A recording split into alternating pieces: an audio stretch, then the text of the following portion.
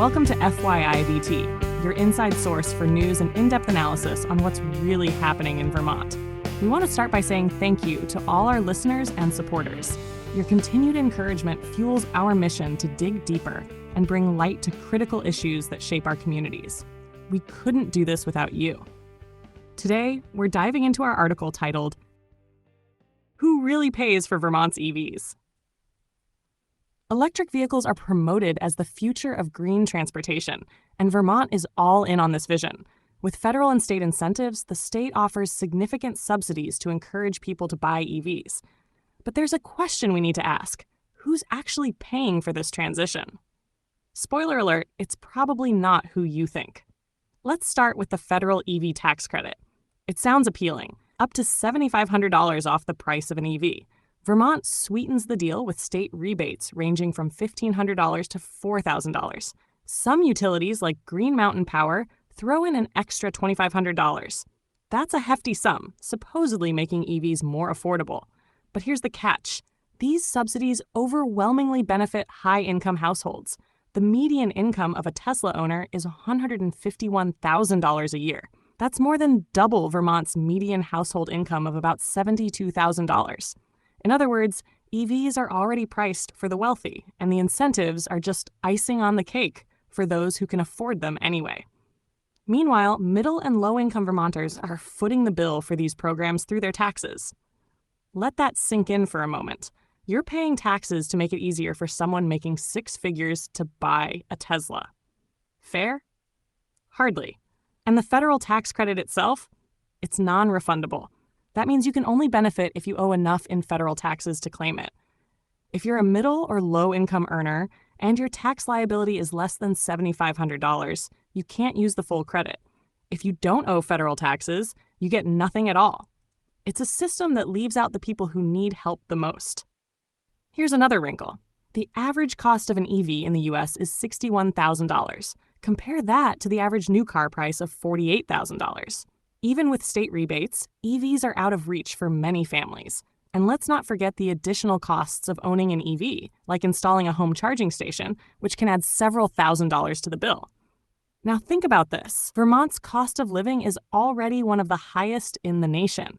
Housing is expensive, and energy prices keep climbing, partly because of renewable energy mandates. How are middle and low-income Vermonters supposed to save for an EV when they're already struggling to make ends meet? It gets worse. Vermont's renewable energy policies and carbon pricing schemes are driving up energy bills. While these policies aim to reduce emissions, they also make life more expensive for everyone.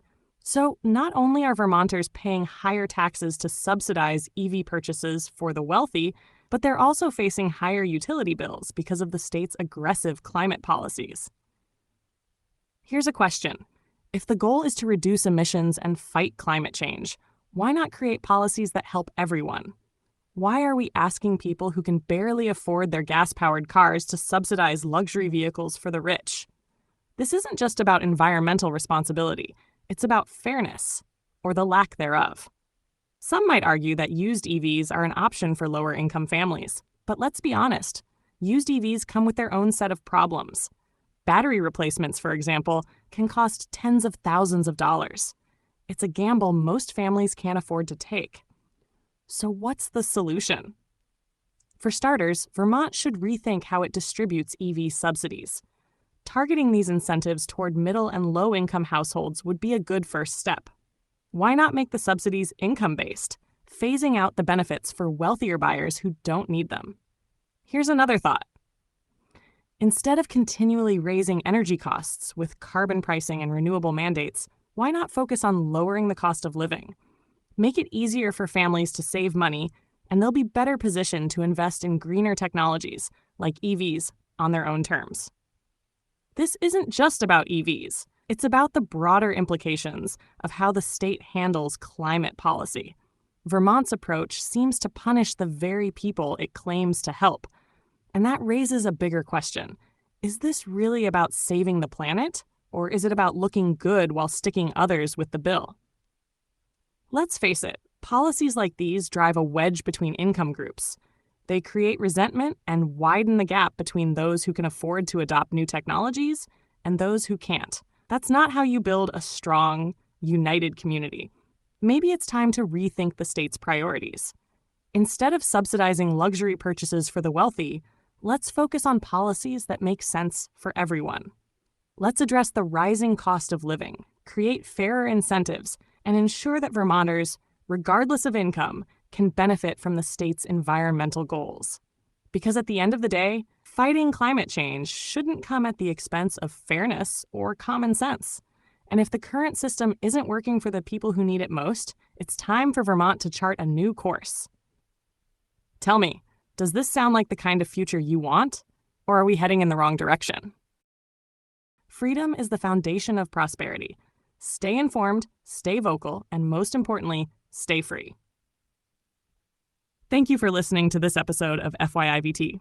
To read the full article and explore more on what's happening in Vermont and how the state works, visit us at FYIVT.com. We appreciate your support and look forward to continuing to bring you important perspectives on Vermont's most pressing issues. Until next time.